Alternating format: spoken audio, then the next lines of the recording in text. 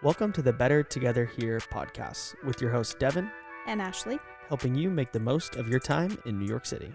Hey everyone, and welcome to today's episode of the Better Together Here podcast. My name is Devin. And my name is Ashley. And today we're diving into what is arguably our favorite topic, which is Central Park, and specifically the best ways to get around Central Park, because Central Park should be on everyone's to-do list when they visit New York.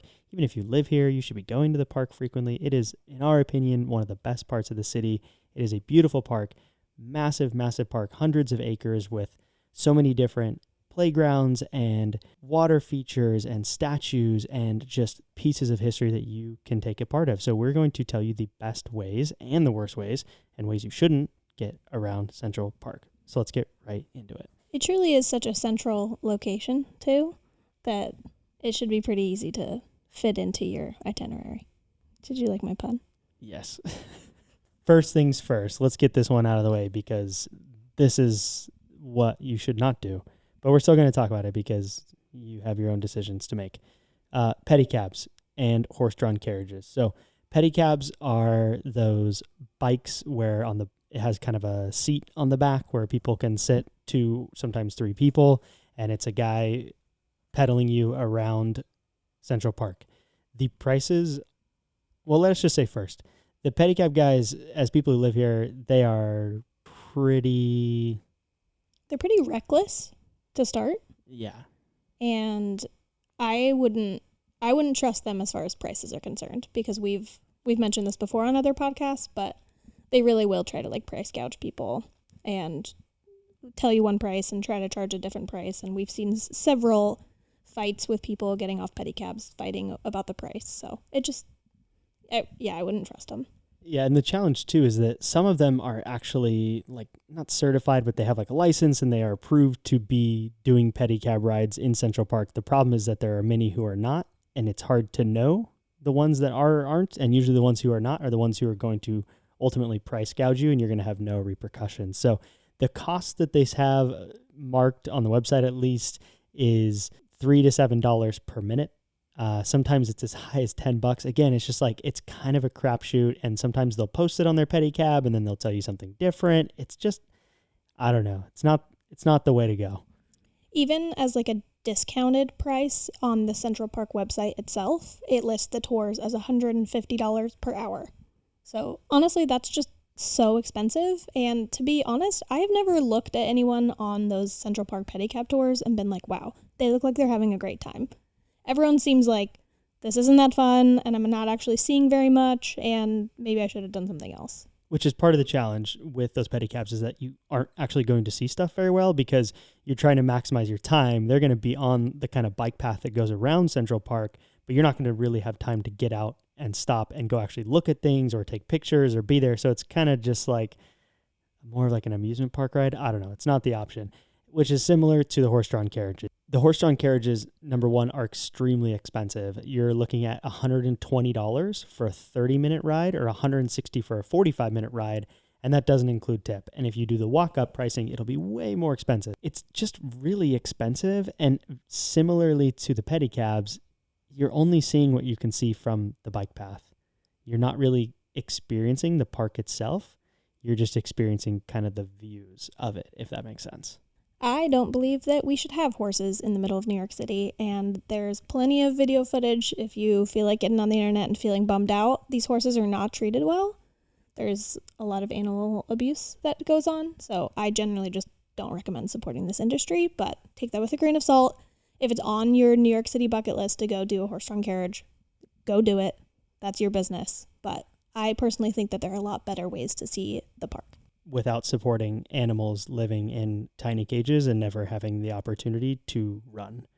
I think that we have a weird perception because they're horses and horses are often seen more as working animals. And so it's oh, they're just doing their job. But if you had a dog and it never got to actually run around, it only got to walk, and the rest of the time it was in a tiny cage, people would look down on that. People wouldn't feel good about it. They're animals. They need to be able to run and stretch their legs, and the horses here, they don't have that opportunity. So our recommendation is do not spend money on the horse-drawn carriage or the pedicabs. It's your decision, though. So There you go. The next option is to do a bike or scooter rental. So there's a lot of different places. We'll link in the show notes where you can do some of these rentals.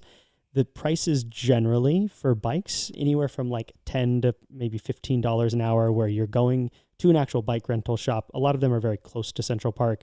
You're paying per hour. They're going to give you a helmet. You're going to sign a waiver, all that good stuff. The real main disadvantage of these bike rentals on an hourly rate is that if you ride your bike up to the top of the park and then you're like, oh, we want to go to the Met or we want to go to this restaurant, like whatever it is, your bike's stuck with you. You have to bring it back to the place that you rented it from, which might sound obvious, but the flip side is using Citi Bike, which is where there are docks all over the city, including literally dozens right on the edge of the park throughout the entire park, where you can kind of dock and undock and get a somewhat easier experience for dropping off your bike. So technically per hour, Citi Bike would be a little bit more expensive if you're getting an e-bike.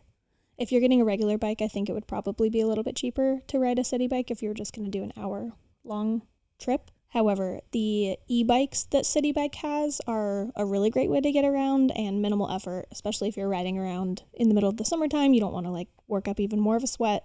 Recommend the Citi Bike e-bikes, and it genuinely is very convenient because if you wanted to go on a 20-minute bike ride in Central Park and then pop out of the park and drop your bike off right by the Met, or on the other side of the park on the west side, go to the Museum of Natural History, you can check off riding through Central Park and also end up at your next destination and not have to worry about getting your bike back to where you rented it from. And even beyond that, it's if you wanted to ride your bike up, for example, close to the conservatory water and then dock your bike near there, go walk around that area and then get back on a bike and bike up to the conservatory garden or to the reservoir. It kind of just gives you more flexibility to not be locked in with your bike with you at all times. So that would be a recommendation. As far as Citi Bike goes, if you have Lyft Pink, the annual membership, it actually includes unlocks. So if that's something that you have at home, if you're traveling here, if you do have Lyft Pink, be sure to use that and kind of check the details on that. But if you're just doing normal unlocks, it's about $4.79 to unlock the bike, and then you get 30 minutes of free ride on the standard bike or 30 cents a minute on an e-bike. So like Ashley said, it's probably a little bit more expensive than the actual bike rentals. The upside is that you get the flexibility. Another option similar to this is if you want to do a scooter rental, which would be the least amount of effort in theory, but also allows you to get around very well through the park. Those are about $20 to $25 an hour per person. So you have a couple options there. Just know that those bike rental prices that we mentioned of that 10, 11, 12 bucks an hour per person, those are also probably going to be your most basic standard bikes without any type of, e-bike assist or things like that. So there's a good bike path, a loop that comes all the way around Central Park. It's about 6 miles total. And there's a good dedicated biking area. There are not cars driving there other than park workers. It is a good way to do it. The challenge is that you should not ride your bike on the sidewalks. And so you might end up walking your bike a good amount if you want to go see parts that are off, or if, again, you need to park your bike and make sure it doesn't get stolen. There are challenges to all of it, but getting around on a bike is a good option. We're going to take a quick break to remind you to sign up for the Better Together Here newsletter. We email once a week with important things that you want to know about New York City, the best places to eat, the best things to see, the best ways to get around, all the things that you want to know once a week. So go to bettertogetherhere.com/newsletter and sign up today. If you're a little more adventurous, there is this option we wanted to include of rollerblading or skateboarding. If you're coming in to visit, it might be a little hard unless you bring your skateboard with you or a penny board or a longboard. You can do rollerblade rentals. There are places that do them, and it's actually a decent price, $25 for a 24-hour rental, and that comes with helmet and pads.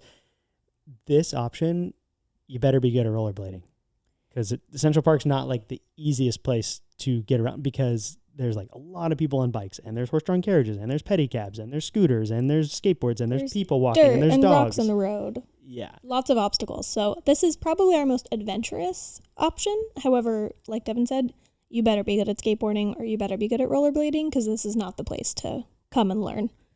If you're in somebody's way, New Yorkers will let you know, or if you're doing something dumb. But if you're good at it, it could be a really fun way because then your form of transportation is just on your feet. And I mean, should you technically be riding rollerblades on the sidewalk? I guess not, but I don't think anyone's going to say anything to you because it's as long as you're in control, right? Like you'll be zooming by too fast. No one can catch you. Exactly. Even if they tried, you'd be gone like the wind before they could get a word out. So honestly, sounds like a fun way to get around. We might need to do that.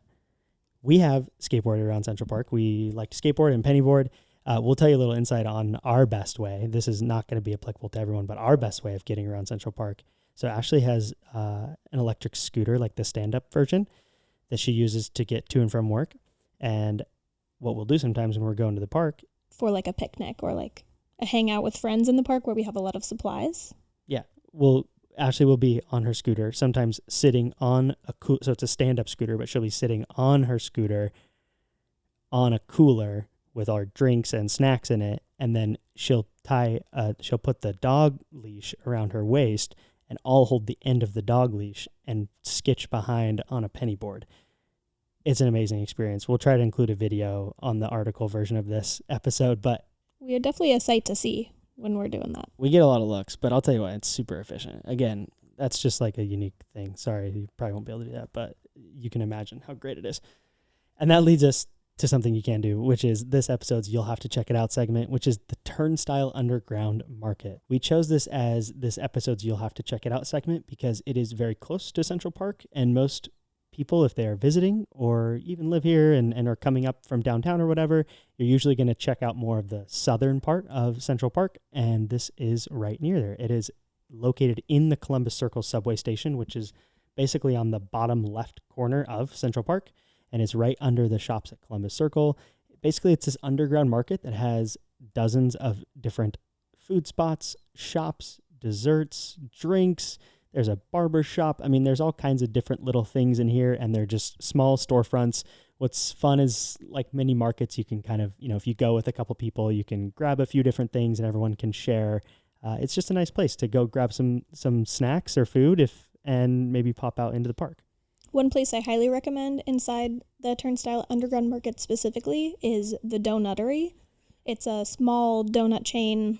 There's a couple of them around the city, but they're all mini donuts, and you can customize the flavor, the topping, the dip, all of that, and you get to see them like make the donut right in front of you. It's pretty cool. I really like that place. And they have like dozens of flavors, all kind of funky ones too, like things you wouldn't really think of. That's probably one of my favorite spots. It's like a matcha green tea one, or like funfetti. cinnamon sugar. Yeah, funfetti. All kinds of different ones. A couple other spots down there, just of note, there's Down Under Coffee, so you can snack some coffee. There's a dumpling spot, bubble tea. Like we mentioned, there's a barber shop, some clothing boutiques. You can get empanadas. There's a wide variety of food opportunities that make it easy to grab a couple things, take them into the park, and have a little picnic and enjoy the park. So make sure you check out the Turnstile Underground Market. It is right near Columbus Circle. And that leads us to another option, which, frankly, we have not done this, but we might soon because I think it could be an enjoyable way to learn more about the park. So really, like we've talked about on a few different episodes, there's no one right or wrong answer for like where to go in New York City or what to do specifically. It all comes down to what is important to you. And if you like learning about the history and the story behind things, a bike or a scooter tour is a great way to experience Central Park because you're going to be with a tour guide who's very knowledgeable. The requirements to become a tour guide in New York City are actually pretty strenuous. You have to know a lot about the history and a lot about the different streets and the areas, and that goes for most of these Central Park tours as well. So it's a good way to learn from an expert about pieces of Central Park that you wouldn't probably get just walking around on your own. Typical bike tour prices are about $50 per person for roughly like a 2-hour tour. And for a scooter tour, it is more expensive because you're not having to pedal and work as hard, but it's going to be about $95 a person for a 2-hour tour. But again, these are good options if you want someone to just kind of do the work for you. You don't have to worry about where you're going to go, how you're going to get there, what to learn about the spot. That's all going to be done for you. And that really is the advantage of the premium price of a bike or scooter tour. And we'll link some of those as well. We haven't done these tours, but I will say that the people on the tours do look like they're having a good time versus the pedicabs. Yeah, I agree. And I think a lot of that comes down to these actual bike and scooter tours. You have really knowledgeable guides, whereas the pedicab guys, they know a couple facts, but it's doesn't seem like they really know a whole lot about the park. That's just kind of our opinion and our observation, but take it for what you want. All right, the next option. And this is probably one of the most... The most basic. This is the most basic option, and it's pretty obvious. It's just walking. Let's just say this first. Central Park is a massive park. Again, like I said, if you wanted to kind of walk the entire loop, it's roughly 6 miles, and that's staying directly on the bike path or like walking path. So you got to think that's going to take you multiple hours to do, even if you're walking fast. So it really comes down again to, do you care about just seeing a couple things, or do you want to be able to take your time and just see 1 or 2 things and kind of be more leisurely? Again, it all comes down to personal preference. The main advantage of walking is that all you got to do is have your own 2 feet. It's free. It's not going to cost you anything. You can go wherever you want. You can go at any time. You're not having to go specifically with a tour or whatever it is. You just get to explore as you would please.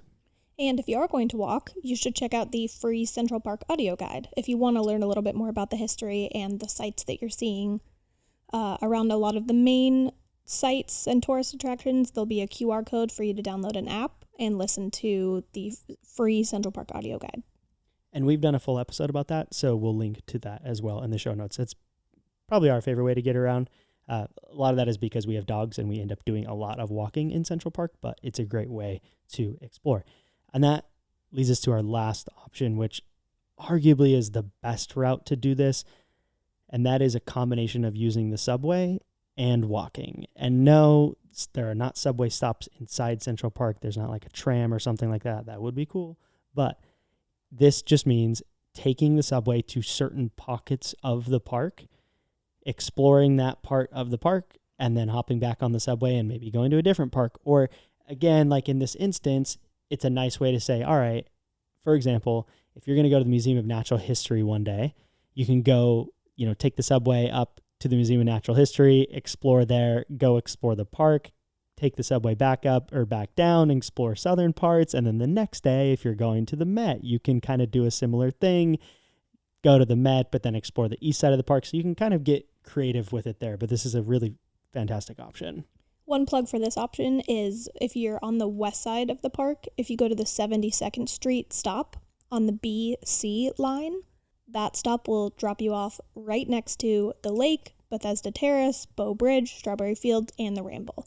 So from that subway stop to Bethesda Terrace, which is arguably one of the most gorgeous spots in all of Central Park, it's about a 10-minute walk directly from that subway stop. And you can pretty much see a lot of the major stuff that people come to see in Central Park while only walking 10 minutes to get there. Yeah, just don't neglect, as you're thinking about the park, don't look at it on a map and think, oh, wow, how am I going to get to these things? It is just like too much walking. Use the subway to your advantage. Do a combination of that and walking. Use the audio guides that are around you, and it's going to be cheap. A subway swipe only costs $2.90, and that can get you very, very far up towards the park to spots that you probably wouldn't see without taking the subway and if you just walked. So we spend a lot of time in Central Park. We probably spend more time in Central Park than 99% of New Yorkers. We frankly know most of it like the back of our hand. I am a runner and I take our dogs running. And so I've run all around Central Park dozens and dozens of times. I know all the spots. And we only say this to say our recommendation for the best way to get around Central Park, if you want to truly experience it and have time to take pictures and enjoy and learn about the things that you're seeing, is walking and or using the subway plus walking. That's going to be the best bang for your buck from like a time perspective and being able to truly experience the park. And let us just add one more plug to make sure that you go to Central Park when you come to New York. I know most people think of New York and they think of the tall buildings and Times Square and the lights and the plays and all the restaurants, and those are certainly an amazing part of the city. But Central Park is a pristine park. It is very well maintained. There are so many different things to see. And frankly, it's a really fun experience to be in the hustle and bustle of the city and then come into the park and just be able to have some peace and serenity and get some good people watching along the way. If you haven't already, please leave us a review and follow us on Apple Podcasts and Spotify. If you have not yet, please go to bettertogetherhere.com/newsletter and sign up for our newsletter. We email once a week with valuable insights, new articles, the things that you want to know about experiencing New York City. And other than that, we'll catch you on the next episode.